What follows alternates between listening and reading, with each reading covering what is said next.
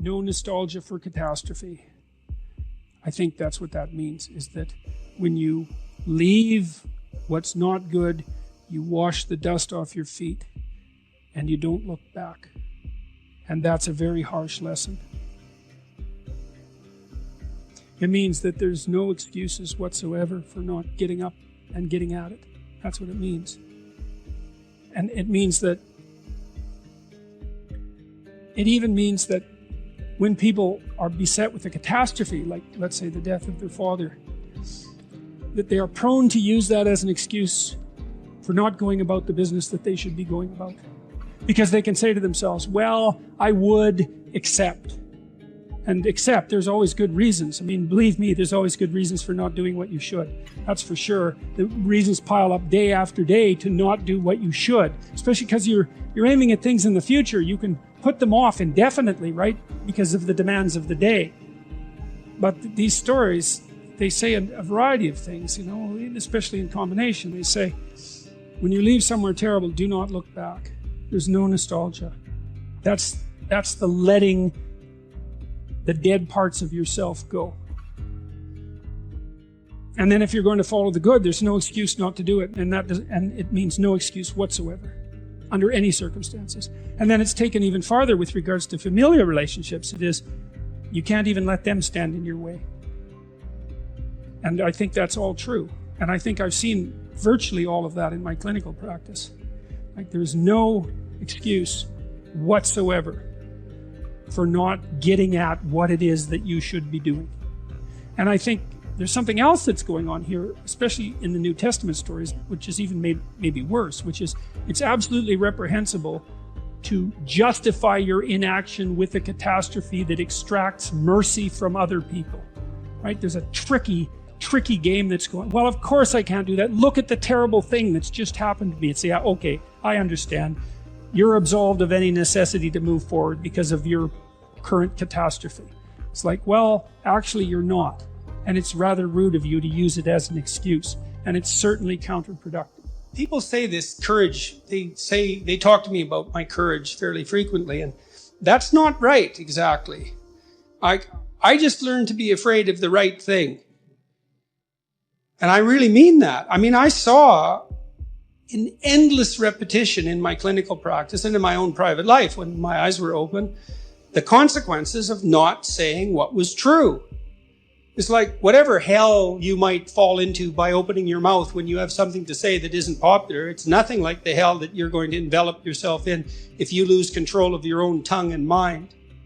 And like I said, in my clinical practice, I never saw anyone get away with anything even once.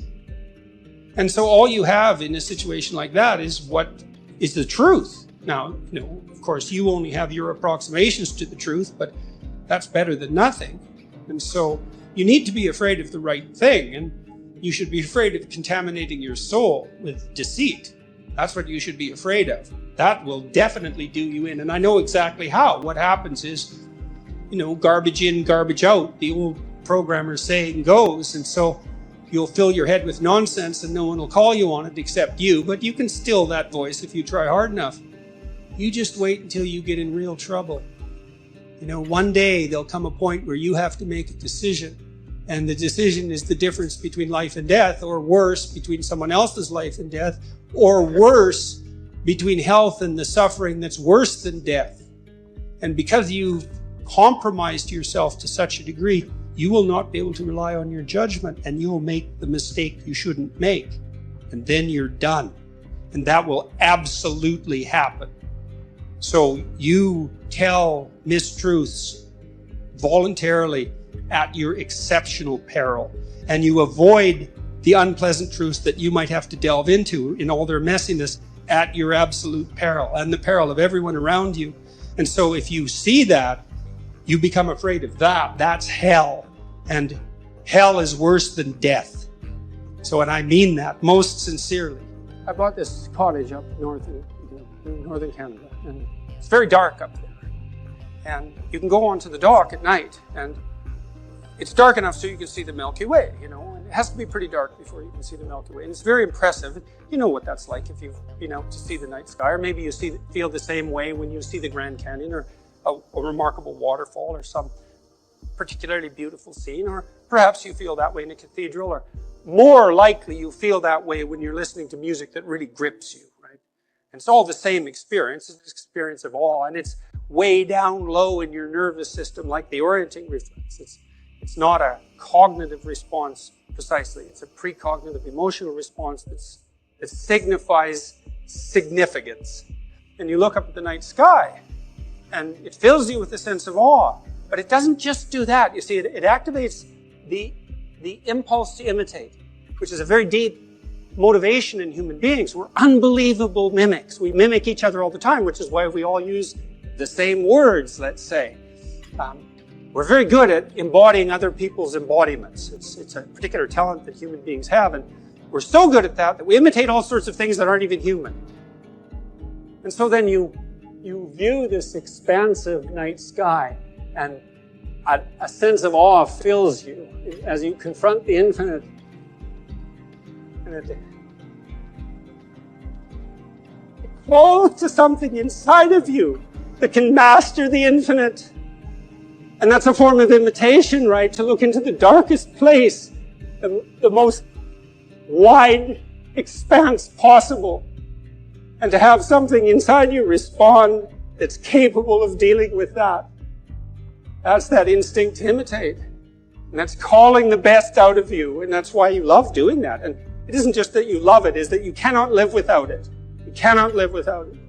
And I know so many of you, atheists or otherwise, you can't live without music.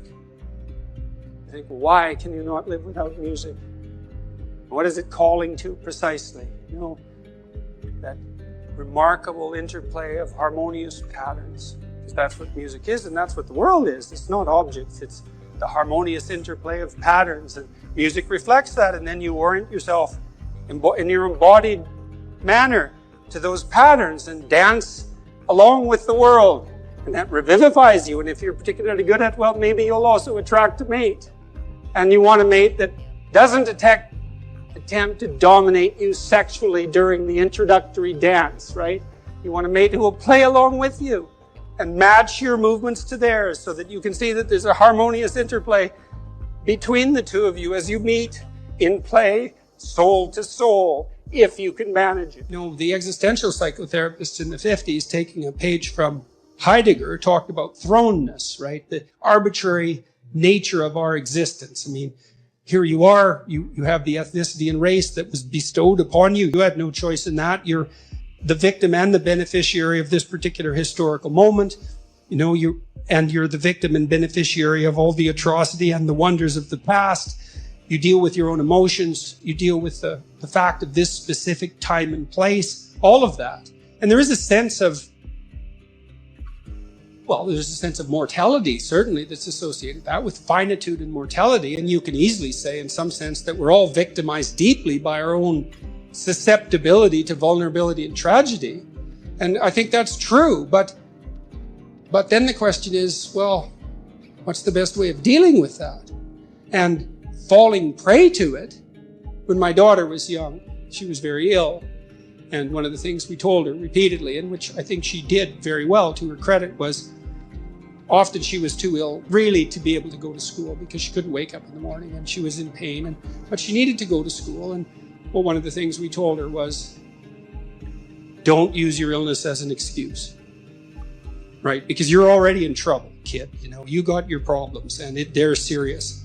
But if you can hold on to the distinction between the part of you that can, in spite of this, and the part that can't because of it, and not blur that distinction, then that's one more thing you have on your side while you're attempting to struggle through this.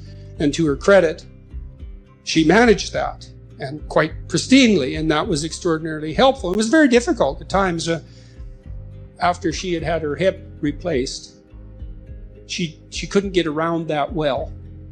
And so we decided to put her in a motorcycle course, which was rather a terrifying thing to do since she just had a hip replacement, but she needed to have a scooter to get around.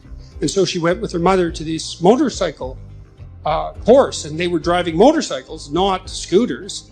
And at one point, one of the people who was being trained wiped out on the motorcycle, and, you know, it was rather traumatic, let's say. And she woke up the next day and was too afraid to go to the course. And so we said, well, it's understandable. Why don't you just get in the car and go to the course and see when you get there if you can manage it? And she got herself out of bed and went and managed it. And then she passed the course. And then she had a scooter and could zoom around the city for the next couple of years. And so that was really good. But it was very hard to draw that line, right? Because in some sense, she'd been victimized by this arbitrary illness. And, you tend as a parent to have an outpouring of empathy, the empathy that can destroy under those circumstances, because you coddle the person more than is absolutely necessary, right? And you have every reason to, because they're suffering like mad. But you want to be a victim and be a tragic figure? And you might say yes, but you wouldn't if you thought it through. So, and then if someone asked me that question, say in a clinical setting, I would do a little analysis of it. It's like, okay, well, you're suffering from this traumatic experience. You want to get over it. We'd have to figure out what the practical steps might be. And that might be finding somebody to talk to, or there's other ways of dealing with it. But you delve into the practical realm to sort of address that.